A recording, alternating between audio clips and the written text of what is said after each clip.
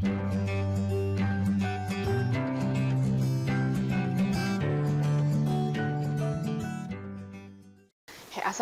warahmatullahi wabarakatuh. Bertemu kembali dengan saya, Reza Rezdiana, dalam pembelajaran IPA untuk kelas 7. Nah, pada hari ini kita akan mempelajari bab 3 mengenai zat dan karakteristiknya. Nah, yang disebut dengan materi. Nah, materi merupakan suatu benda yang memiliki massa dan menempati ruang. Nah, jadi segala sesuatu yang ada di sekitar kita dikatakan sebagai materi karena memiliki massa dan menempati ruang.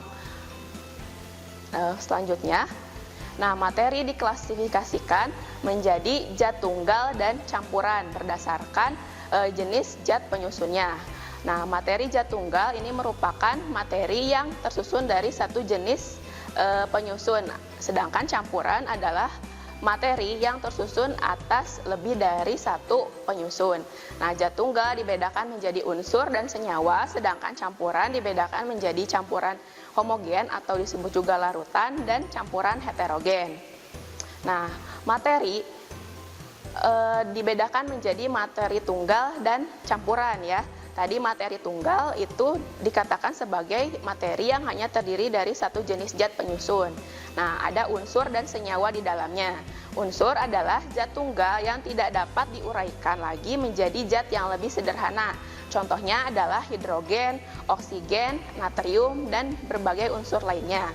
Kemudian ada senyawa. Senyawa ini merupakan zat tunggal yang terdiri dari dua unsur atau lebih. Contohnya adalah air, di mana air ini tersusun atas unsur hidrogen dan oksigen yang bersama membentuk suatu senyawa.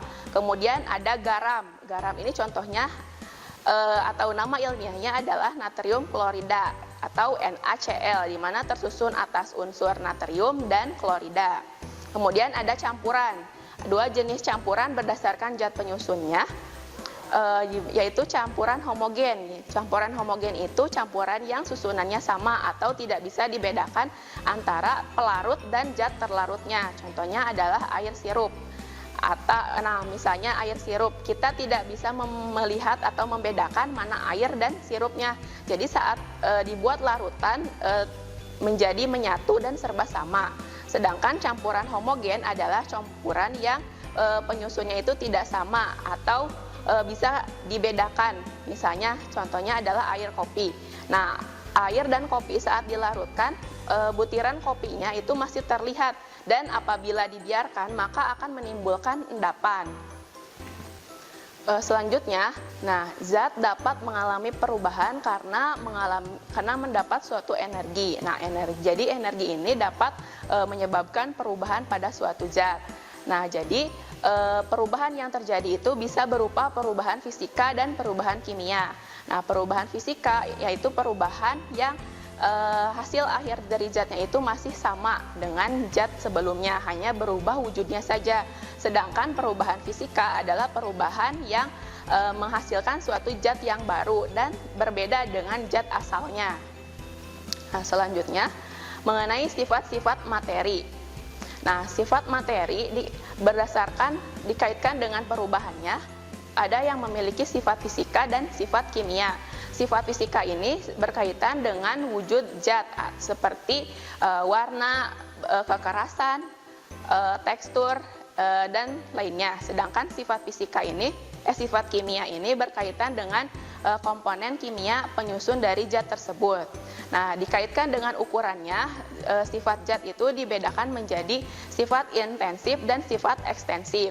Sifat intensif yaitu sifat zat yang tidak dipengaruhi oleh jumlah dan ukuran dari suatu zat. Sedangkan sifat ekstensif yaitu sifat yang dipengaruhi oleh jumlah dan ukuran suatu zat.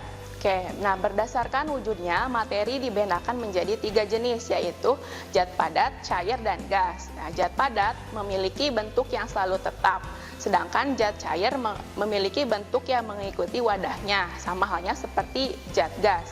Berdasarkan volumenya, zat padat dan cair memiliki bentuk yang tetap, sedangkan zat gas tergantung pada tempat yang ditempatinya.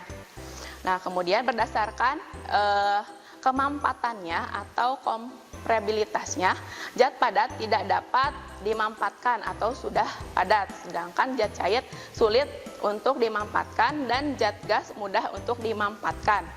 Nah, berdasarkan massa jenisnya, umumnya zat padat memiliki massa jenis yang besar, kemudian zat cair memiliki massa jenis yang sedang, dan zat gas memiliki massa jenis yang kecil.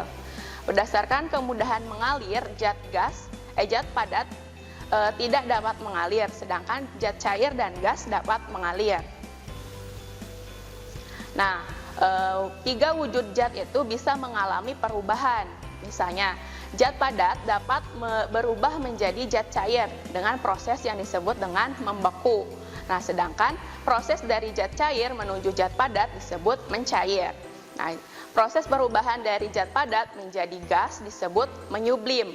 Dan sebaliknya, perubahan proses dari zat gas menuju zat padat disebut mengkristal. Nah, kemudian proses perubahan wujud zat dari zat gas menjadi zat cair itu disebut mengembun, dan kebalikannya, perubahan wujud gas dari zat cair menjadi zat gas disebut menguap. Nah, demikian materi untuk pembelajaran kali ini. Terima kasih atas perhatiannya. Wassalamualaikum warahmatullahi wabarakatuh. Kunjungi sosial media lainnya seperti website kami di pkbmalkata.com, Facebook PKB Malkata Mananjaya, Instagram PKB Malkata _official. Dan terima kasih telah klik video ini. Jangan lupa like, comment, share, and subscribe untuk menunjukkan dukungan kamu terhadap channel ini. Enjoy the video, PKB Malkata.